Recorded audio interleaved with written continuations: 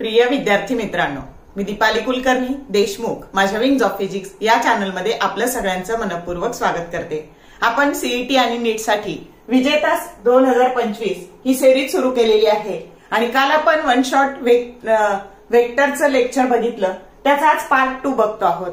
आता काही shortcuts tips हे सगळं सांगते आणि नीटला आलेले जे प्रश्न आहेत ते एका मिनिटात कसे सोडवायचे हे पण आपण बघणार आहे। आधी त्याला लॉंग कट मेथडने बघणार आहे आणि नंतर सगळे शॉर्टकट तुम्ही व्यवस्थित लिहून घ्यायचे आहे।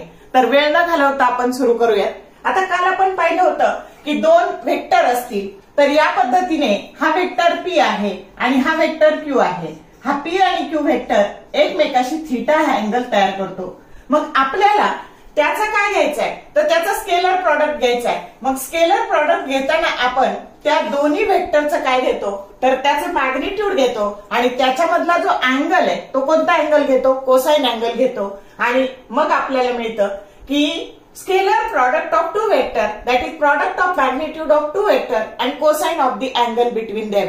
मग आता आपल्याला याच्या 3 केसेस शिकायच्यात। मग आता 3 केसेस काल मी तुम्हाला धावतं हे सांगितलं होतं, पण मग ह्या दोन वेक्टर मधला अँगल 0 आहे याचा अर्थ ते दोन्ही this is the vector P and this is vector Q means they are parallel to each other. ही केस पॅरललची आहे आणि कॉस 0 ची किंमत आता तुम्हाला बघा, सगळ्यात महत्वाचं फिजिक्सच्या अभ्यासाची सुरुवात करताना जो ट्रिग्नोमेट्रीचा टेबल आहे तो आधी लर्न करा, कारण त्या व्हॅल्यू तुम्हाला सगळ्याच ठिकाणी लागणार आहे फिजिक्समध्ये आणि म्हणून त्या मॅथ्स मध्येही लागणार आहे आणि फिजिक्स मध्ये पण लागणार आहे। पाहिजे तर ह्या आर्टिकल नंतर मी तुम्हाला इथे तो याच्यावर दाखवते, स्क्रीनवर तो टेबल दाखवते, तुम्ही लिहून काढा आणि तो व्यवस्थित लर्न करा। ओके, मग आता बघा आपण थीटा बरोबर 0 याचा अर्थ ते एकमेकाला पॅरलल आहेत आणि कॉस 0 ची व्हॅल्यू असते 1। मग कॉस 0 ची व्हॅल्यू जर 1 टाकली तर हे काय झालं तर वेक्टर पी डॉट क्यू काय झालं, हे वेक्टर पी डॉट क्यू ही झाली व्हॅल्यू। आता 90 डिग्री म्हणजे हा झाला वेक्टर पी आणि हा झाला vector Q, they are perpendicular to each other. या केसमध्ये ते पॅरलल होते, इथं ते काय आहेत परपेंडिक्युलर आहेत आणि कॉस 90 हे 0 असतं। मग ही व्हॅल्यू जर 0 टाकली तर पी डॉट क्यू काय आलं 0 आलं आणि ही प्रॉपर्टी खूप महत्वाची आहे। काय बघा, जर two vectors they are perpendicular to each other at that time their scalar product or dot product that is always equal to 0। आता बघा 180 म्हणजे अँटी पॅरलल। बघा हा या डायरेक्शनने आणि हा ह्या डायरेक्शनने, हा वेक्टर पी आणि हा वेक्टर क्यू म्हणजे याच्यातला जो अँगल आहे तो 180 डिग्री आहे आणि या केसला म्हणायचं they are anti parallel to each other. मग आता अँटी पॅरलल असेल तर हे सुद्धा काय असतं तर कॉस 180 हे -1 असतं आणि म्हणून इथे झालं मायनस पी डॉट क्यू। या तिन्ही केसेस नीट लक्षात ठेवा, समजलं का? आता तसंच आपल्याला वेक्टर प्रॉडक्टचं पाहिजे। मग आता हे दोन वेक्टर असतील तर यांचा जो वेक्टर प्रॉडक्ट असतो तो वेक्टर असतो आणि म्हणून याला आपण म्हणू vector C that is equal to vector P cross vector Q आणि याचं product of magnitude of two vector and sine of the smaller angle between them आणि याच्या डायरेक्शनने जाणारा काय काढायचा एक युनिट वेक्टर काढायचा, हा ज्याला आपण म्हणूयात यू कॅप। आणि म्हणून स्केलर प्रॉडक्ट हा स्केलर असतो पण वेक्टर प्रॉडक्ट हा वेक्टर असतो, हे नीट लक्षात ठेवा। आणि मग आता काय झालं बघा, तर आता परत 3 केसेस। आता फक्त कोसाइन ऐवजी कोणता अँगल घ्यायचा, साइन अँगल। मग आता बघा इथं साइन 0 म्हणजे हे काय झालं तर याचं मॅग्निट्यूड झालं 0। त्याच्यानंतर 90 डिग्री साइन 91 असतं, ही व्हॅल्यू जर 1 टाकली तर इथं झालं पी क्यू। समजतंय ही व्हॅल्यू? तर हे झालं याचं पी क्रॉस क्यूचं म्हणजे वेक्टर प्रॉडक्टचं मॅग्निट्यूड पी क्यू झालं आणि 180 डिग्री म्हणजे अँटी पॅरलल असेल तर साइन पाय किंवा साइन 180 हे पण 0 असतं आणि म्हणून इथं झालं 0। मग नीट लक्षात ठेवायचं, दोन वेक्टर एकमेकाला परपेंडिक्युलर असतील आणि त्यांचा डॉट प्रॉडक्ट जर 0 असेल, आलं लक्षात, तर दोन वेक्टर जर एकमेकाला परपेंडिक्युलर असतील तर त्यांचा डॉट प्रॉडक्ट हा नेहमी काय असतो 0 असतो आणि जर दोन वेक्टर एकमेकाला पॅरलल किंवा अँटी पॅरलल असतील तर त्यांचा क्रॉस प्रॉडक्ट नेहमी काय असतो, 0 असतो. हे याच्यावरून तुम्हाला लक्षात येईल. आणि याच्यावर एमसीक्यू पण विचारू शकतील की these two vectors they are perpendicular to each other at that time their scalar product or dot product is dash dash that is equal to 0. And if two vectors they are parallel or anti-parallel to each other their magnitude of their vector product is equal to dash dash तर ते काय येईल 0 असा MCQ येऊ शकेल. तर तुमची concept clear झाली का? ओके. तर या पद्धतीने या तिन्ही केसेस नीट चांगल्या लक्षात ठेवा. आता हा चार्ट बघा बरं, साइन अँगल कोसाइन अँगल हा चार्ट सगळा नीट करा, व्यवस्थित करा. हे सगळं बेस आहे. तुम्हाला माहितीये 12वीच्या सगळ्या चॅप्टरमध्ये rotational dynamics, mechanical properties of fluids, त्याच्यानंतर ऑसिलेशन, सुपरपोजिशन, त्याच्यानंतर wave optics, magnetic field due to electric current, त्याच्यानंतर मॅग्नेटिक मटेरियल, एसी सर्किट, सगळ्या ठिकाणी आपल्याला अँगल लागतो. आणि म्हणून तुम्हाला हा ट्रिग्नॉमेट्रीचा टेबल आलाच पाहिजे. नीट लक्ष द्या. आता पुढची कन्सेप्ट आपल्याला शिकायची आहे बघा, डायरेक्शन कोसाइन ऑफ वेक्टर्स. मग आता याला म्हणू आपण वेक्टर पी. हा वेक्टर पी आहे, हा एक्स ऍक्सिस आहे, हा वाय ऍक्सिस आहे आणि हा झेड ऍक्सिस आहे. आता हा जो वेक्टर पी आहे हा एक्स ऍक्सिसशी अल्फा अँगल तयार करतो. आणि मग जेव्हा अल्फा अँगल तयार केला की हे काय तयार होतं, तर हे होतं पी कॉस ऑफ अल्फा. समजतंय? आणि मग आता बघा, आता हा वाय ऍक्सिस याच्याशी बीटा अँगल तयार करतो. हा अँगल काय तयार करतो, बीटा अँगल तयार करतो. मग हा बीटा केल्यावर हे काय झालं, पी कॉस बीटा. काल शिकलो आपण हे याच्या शेजारी. आणि आता हा पी वेक्टर आहे ना, हा याच्याशी झेड ऍक्सिसशी गॅमा अँगल तयार करतो. आणि मग याने गॅमा तयार केला की याच्या साईडचा जो झाला ना, तर आता बघा हा तुमचा याच्या साईडचा जो झाला तो झाला पी कॉस गॅमा. काय झाला, पी कॉस गॅमा. समजतं इथपर्यंत? मग आता इथे तुम्हाला इथे काय झालंय, तर P X that is equal to P X that is equal to P cos alpha. P cos alpha. आणि म्हणून कॉस अल्फा काय झालं, तर cos alpha that is equal to P X आहे, पी एक्स, पीचा एक्स कॉम्पोनंट. तर cos alpha that is equal to P X divided by P. आणि याच्यावरून अल्फा जर काढायचा झाला तर alpha that is equal to cos inverse P X divided by P. समजलं का? 3 डायमेन्शनल 3D मोशन मध्ये हे असं काढावं लागतं. आता पी वाय, आता तुमचा हा पी वाय काय झाला, P Y that is equal to P cos of beta. याने बीटा तयार केला. म्हणून cos of beta that is equal to py divided by p and therefore beta that is equal to cos inverse py divided by p. आणि असंच तुम्हाला cos gamma बरोबर किंवा इथे pz बरोबर काय लिहिता येईल, तर p cos of gamma and therefore cos of gamma that is equal to pz by p and therefore gamma that is equal to cos inverse pz by p. आणि याला म्हणजे जेव्हा 3 डायमेन्शनल असतं तेव्हा जर डायरेक्शन काढायची झाली आपल्याला, तर डायरेक्शन आपल्याला ह्या फॉर्म्युलाने मिळते, अल्फा बीटा गामा. आणि यालाच म्हणतात direction cosine of the vector. Concept समजली का? या पद्धतीने हे आपल्याला शिकता येतं आणि हे पण आपल्याला खूप महत्वाचं आहे. काल आपण 2 वेक्टरची ऍडिशन पाहिली. मग आता समजा हा आपला वेक्टर ए असेल आणि हा वेक्टर बी असेल, तर या पद्धतीने त्याचा जो मग आपण पॅरलेलोग्राम मेथडने त्याची ऍडिशन पाहिली. तर या पद्धतीने वेक्टर ए असेल आणि वेक्टर बी असेल तर असं पॅरलेलोग्राम आपण कंप्लीट करतो आणि हा आपला रिझल्टंट असतो आणि हा रिझल्टंट आपल्याला व्हॅल्यू देतो ए प्लस बी ची. मग आता बघा हे 2 वेक्टर आहेत आणि त्याचा असा रिझल्टंट जर आपल्याला काढायचा असेल आणि त्यांनी एकमेकाशी अँगल जर थिटा केला असेल तर त्यांचा रिझल्टंट येतो under root of A square plus B square plus twice A B cos of theta. आणि जर आपल्याला ह्या दोन्हीची वजाबाकी करायची असेल, काल मी शिकवलं तुम्हाला की असा ए असेल आणि हा बी असेल आणि हा त्याचा मायनस बी आहे आणि त्यांची जर सबट्रॅक्शन करायची असेल तर आपल्याला इथे हा अँगल येतो. आपण करताना त्यांची ऍडिशनच करतो. Vector A minus B that is nothing but याला आपण डिफरन्स असं म्हणू. तर आता बघा, तर that is equal to vector A plus minus vector B addition करून मग हा इथला जो अँगल येतो हा येतो कॉस 180. हा जो आहे इथे टाकताना अँगल येतो कॉस 180 मायनस थिटा आणि तोच that is nothing but minus cos theta आणि म्हणून इथं काय येतं तर ते मायनस येतं. समजलं?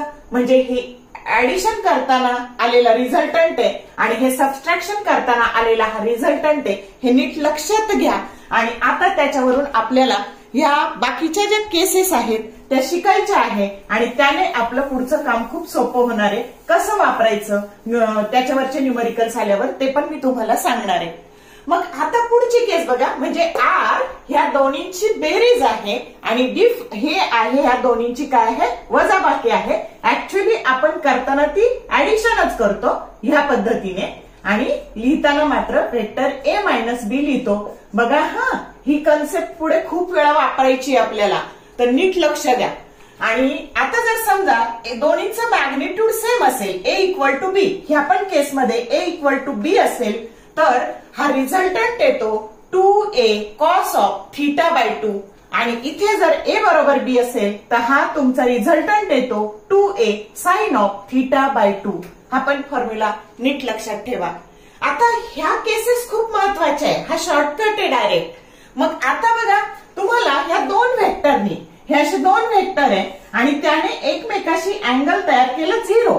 आता 0 आहे याचा अर्थ दोन्ही आहेत पॅरलल, एकमेकाला कसे आहेत पॅरलल आणि ते इक्वल आहेत. काय बघा, इथे आपण बी बरोबर काय घेतलं ए घेतलं, अशी व्हॅल्यू टाकली म्हणजे दोन्हीचं मॅग्निट्यूड सेम आहे असं कन्सिडर केलं. मग ही पहिली केस, आपली पहिली केस. मग आता यांच्यातला जो अँगल आहे ना हा झाला 0 डिग्री. मग हा 0 डिग्री अँगल घेतल्यानंतर इथं व्हॅल्यू काय येणार आहे तर हे येणार आहे बघा, इथे करू आपण R A square plus A square plus 2a into ए म्हणजे हे झालं ए स्क्वेअर आणि कॉस 0 ची व्हॅल्यू असते बघा 1 आणि म्हणून इथे आले 1. मग 2a square plus 2a square that is nothing but 4a square आणि मग हे 4a स्क्वेअर जे आहे तर हे 2a अशी व्हॅल्यू आपल्याला इथे मिळाली. समजलं हे कसं आलं, रिझल्टंट कसा आला.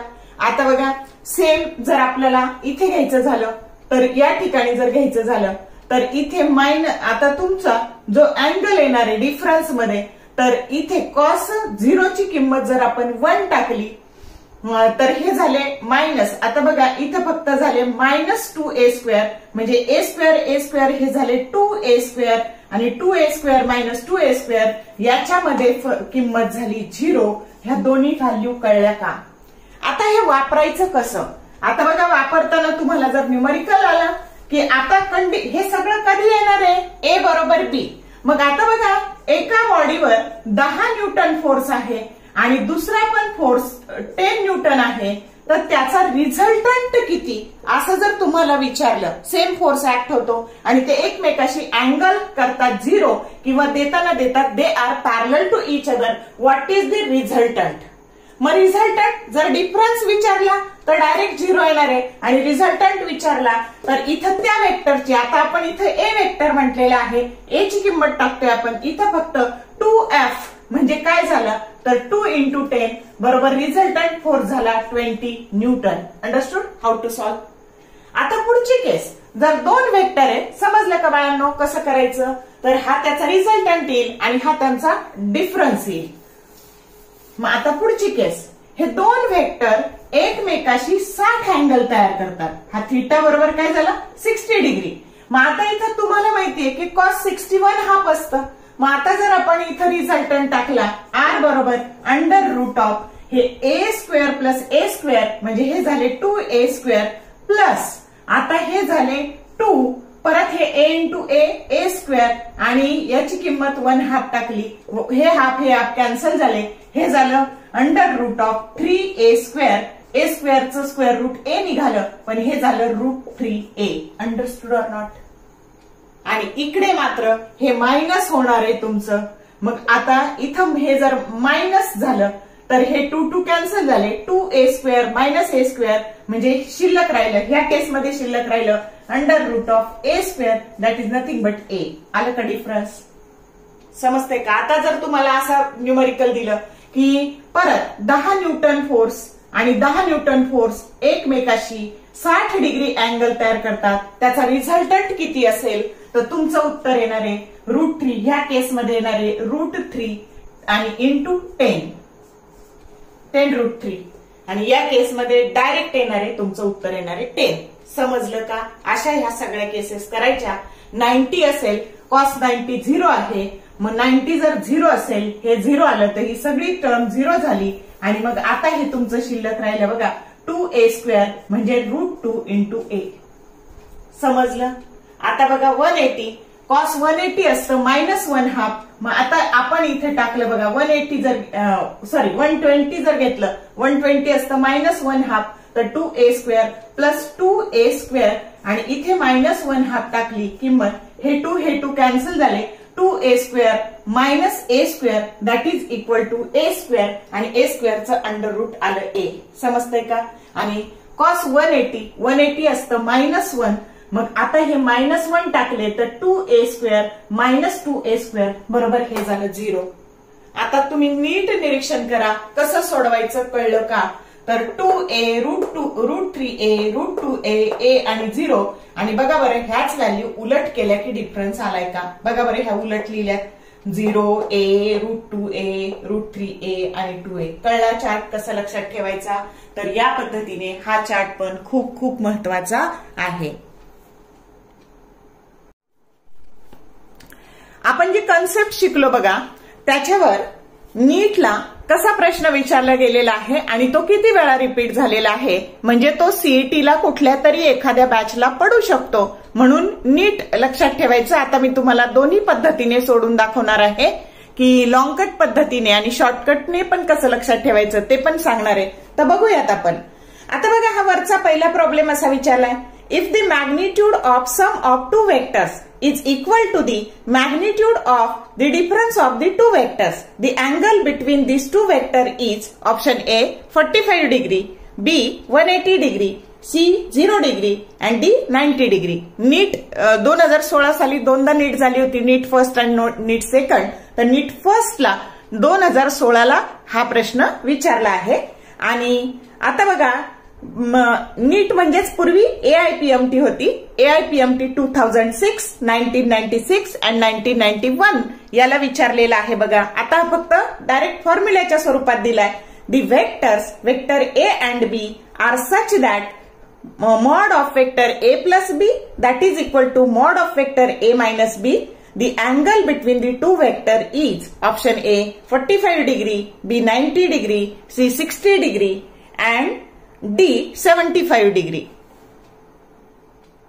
आता बघूया आपल्याला काय दिलंय. पहिल्या प्रॉब्लेम मध्ये दिलंय magnitude of the two vector त्यांची सम आणि इथं मॅग्निट्यूड ऑफ टू वेक्टर्सची डिफरन्स हे असं दिलंय. तर ह्या दोन्हींमधला अँगल काढायचा आहे. मग आता तुम्हाला हा आर चा फॉर्म्युला आहे आणि हा डी चा फॉर्म्युला आपण शिकलो. मग आपण आर ला काय वापरलं होतं, √a² plus b² plus twice ab cos of theta असं वापरलं होतं. आणि ते कशा बरोबर आहे तर इथे आहे बघा a² plus b² minus 2ab cos of theta. कळलं का फॉर्म्युले का पाठ असले पाहिजेत ते. मग आता काय झालं, हे a² हे b² a² b² कॅन्सल झालं आणि हे जे स्क्वेअर रूट मध्ये आहे त्याला जर स्क्वेअरिंग ऑन बोथ साइड्स केला तर ते बाहेर निघताना असं बाहेर निघालं cos ऑफ थिटा आणि इकडे minus 2ab cos of theta. मग आता बघा हे मायनसचे इकडे आल्यावर प्लस झाले आणि हे झालं 4ab cos of theta that is equal to 0.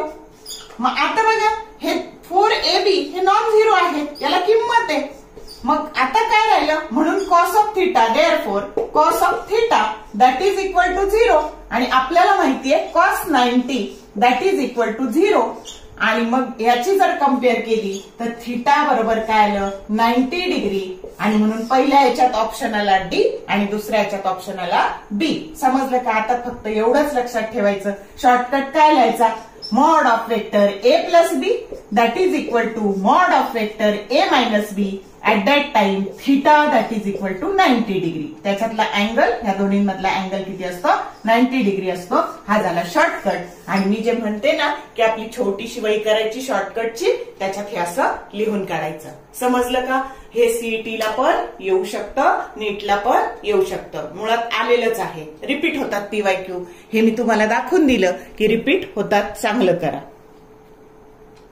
पुढचा प्रश्न कसा विचारला जाऊ शकतो बघा. तर magnitude of cross product of two vector is equal to the scalar product of two vector, then what is the angle between them. किंवा direct येईल अशा स्वरूपात देतील आणि थिटा, त्यांच्यातला अँगल थिटा आहे, तर तो किती असेल. मग आपल्याला माहितीये हे मॅग्निट्यूड काय असतं, तर A B sine of theta, आणि इथे product of magnitude of two vector and cosine of the angle between them. मग आता हे एबी दोन्ही साईडचे काय झाले, कॅन्सल झाले, आणि sine theta divided by cos theta that is equal to 1, म्हणजे टॅन थिटा बरोबर 1. आणि आपल्याला माहितीये की tan 45 degree that is equal to 1 and therefore theta that is equal to 45 degree. मग शॉर्टकट काय तयार झाला की हे असं असेल तर थिटाची व्हॅल्यू काय येईल, तर ती येईल 45 डिग्री. म्हणजे magnitude of sum of two vectors is equal to difference of two vector, magnitude of difference of two vector, angle येतो 90 डिग्री. आणि जर क्रॉस प्रॉडक्टचं मॅग्निट्यूड आणि डॉट प्रॉडक्ट किंवा स्केलर प्रॉडक्ट इक्वल असतील तर अँगल किती येतो, 45 डिग्री. हा दुसरा शॉर्टकट इथे तयार झाला. समजलं का? AIPMT 2001 ला आलेला प्रश्न बघा. If mod of a plus B that is equal to mod of a plus mod of b, then angle between a and b will be option A 90 degree, B 180 degree, C 0 degree and D 60 degree. आता कसं सोडवायचं बघा. तर आता आपल्याला माहिती आहे की mod of A आणि mod of B यांची जी काही समजा हे 4 असेल आणि हे पण 4 इक्वल टू प्लस बरोबर हे येणार आहे. म्हणजे हे कधी येणार आहे, हे दोन्ही वेक्टर कसे पाहिजे, इक्वल पाहिजे. मग इक्वल वेक्टरची डेफिनेशन काय असते, तर two vectors they having same magnitude and same direction. मग आता हा ए आणि हा बी same magnitude and same direction. मग आता मग जेव्हा ही कंडिशन असते तेव्हा हे दोन वेक्टर एकमेकाला काय असतात, पॅरलल असतात. म्हणजे ही कंडिशन सॅटिस्फाय व्हायची असेल तर ए पॅरलल टू बी. मग आता ए पॅरलल टू बी असेल तर थिटा काय झाला, तर थिटा 0 डिग्री झाला. म्हणजे असं विचारलं तर थिटा बरोबर काय लिहायचं, 0 डिग्री. असं करून ठेवायचं बाळांना. हे सगळं समजतायत का? या सगळ्या कंडिशन या पद्धतीने हे सोडवायचं आहे. आता पुढचा प्रॉब्लेम बघा. नीट 2007 म्हणजेच AIPMT 2007 ला विचारलंय बघा. Vector A and vector B are two vectors and theta is the angle between them. If magnitude of vector A cross B that is equal to √3 into bracket dot product of vector A dot B, the value of theta is option A 45 degree, B 30 degree, C 90 degree and D 60 degree. आता मला जसं दिलं ना तसं पुढे जायचंय. A cross B याचं magnitude माहिती आहे आपल्याला, AB साइन थिटा, √3 याचं असतं AB कॉस थिटा. म्हणून डॉट प्रॉडक्ट आणि क्रॉस प्रॉडक्ट येणं खूप गरजेचं आहे. एबी कॅन्सल झाले, साइन थिटा भागिले कॉस थिटा हे इकडे आणले, हे एबी गेले, हे बी गेले आणि हे इकडे आले √3 म्हणजे tan theta that is equal to √3. आणि आपल्याला माहितीये टॅन 60 बरोबर असतं √3 आणि म्हणून थिटा बरोबर काय झालं, √3. सॉरी, थिटा बरोबर काय झालं, 60 डिग्री, की जो करेक्ट ऑप्शन काय आहे, डी आहे. समजलं कसं सोडवायचं? एवढे सोपे न्यूमेरिकल्स असतात बघा. नेक्स्ट प्रॉब्लेम बघा, जो AIPMT 2005 ला आलेला आहे. If a vector 2i cap plus 3j cap plus 8k cap is perpendicular to a vector 4j cap minus 4i cap plus alpha k cap, then the value of alpha is option A 1/2, B -1/2, C 1 and D -1. आता हे जे दिलेले दोन vector आहेत ना, आपण एकाला vector A म्हणू आणि एकाला वेक्टर बी म्हणू. मग आता बघा ते कसे आहेत, तर ते परपेंडिक्युलर आहेत. दोन्ही वेक्टर एकमेकाला कसे आहेत, परपेंडिक्युलर आहेत. आणि म्हणून ते जर परपेंडिक्युलर असतील तर त्यांचा डॉट प्रॉडक्ट 0 असतो असं आपण शिकलो. मग ए डॉट बी कसा येतो, आपल्याकडे फॉर्म्युला आहे बघा, ax bx plus ay by plus az bz. आणि हे बरोबर 0 दाखवायचंय आपल्याला, इक्वल टू 0. मग आधी आपण काढू. आता इथं बघा, हे आय आणि आय इथं घ्यायचे, म्हणजे हे काय झाले, आय आणि आय म्हणजे हे झाले -8. ax bx काय झाले, हे -8 झाले. झालं. आता प्लस आणि त्याची किंमत 0 घ्यायची आहे. प्लस आता ay by तुमचं हे ay आहे जे वालं आणि हे by आहे, म्हणजे 4 3 काय झाले 12 झाले. आणि az bz हे az आहे आणि हे bz आहे, म्हणजे प्लस काय झाले 8 अल्फा झाले. मग आता देअरफॉर हे किती राहिले, तर हे झाले तुमचे 4 plus 8 alpha that is equal to 0. मग therefore 8 alpha that is equal to -4, हे प्लसचे मायनस, आणि म्हणून alpha that is equal to -4/8 that is -1/2, की जो करेक्ट ऑप्शन काय आहे, बी आहे. या पद्धतीने सोडवायचं आहे. समजलं का? तर ही प्रॉपर्टी वापरली कशाची, तर डॉट प्रॉडक्टची. समजलं.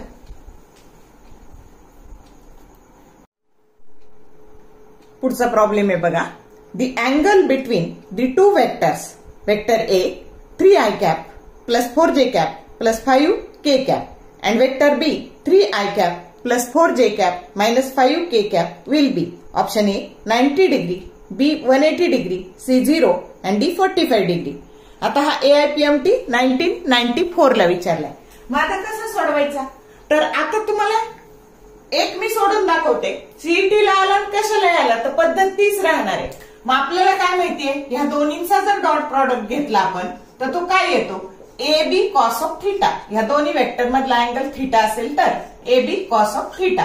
मग आपल्याला अँगल काढायचा आहे, म्हणून कॉस ऑफ थिटा बरोबर काय झालं तुमचं, vector A dot B divided by A बी.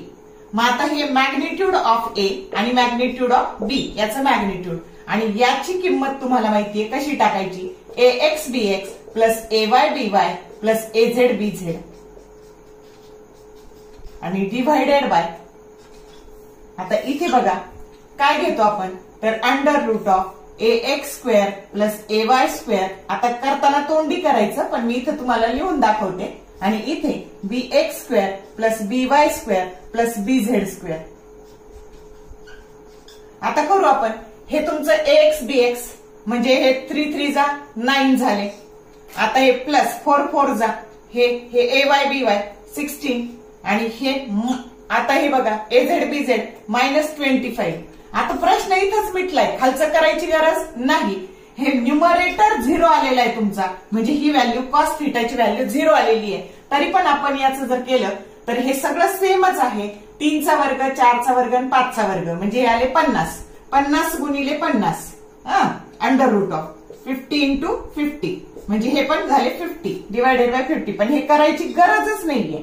हे कॉस थिटा बरोबर तुमचं 0 आलेलं आहे. मग आता तुम्हाला माहितीये की कॉस 90 बरोबर, म्हणजे उत्तर ऑप्शन नाही लिहून टाकायचा. कॉस 90 0 म्हणजे थिटा बरोबर काय आलं तुमचं 90 डिग्री. हे तुमचं उत्तर आलेलं आहे. दिस इज दी आन्सर. म्हणजे कधीही तुम्हाला दोन वेक्टर मधला अँगल काढायचा तर ह्या फॉर्म्युल्याला. आता तुम्ही म्हणणार की क्रॉस प्रॉडक्ट घेऊन नाही काढतायत का, येतो काढता, पण तिथे डिटर्मिनंट घ्यावा लागतो आणि डिटर्मिनंट सोडवताना चुका होतात. आणि म्हणून नेहमी जेव्हा जेव्हा अँगल विचारतील तेव्हा तेव्हा काय काय घ्यायचा, तर डॉट प्रॉडक्ट घ्यायचा आणि ह्या पद्धतीने अँगल शोधून काढायचा.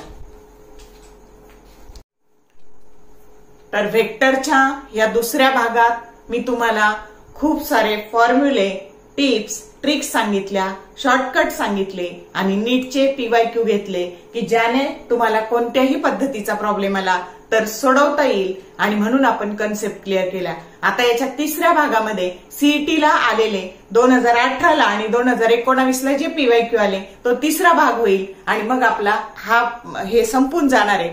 जर व्हिडिओ आवडला तर लाईक करा, शेअर करा. त्यानंतर कमेंट टाकायला विसरू नका. All the best for your study and upcoming exam and thank you for watching this whole video.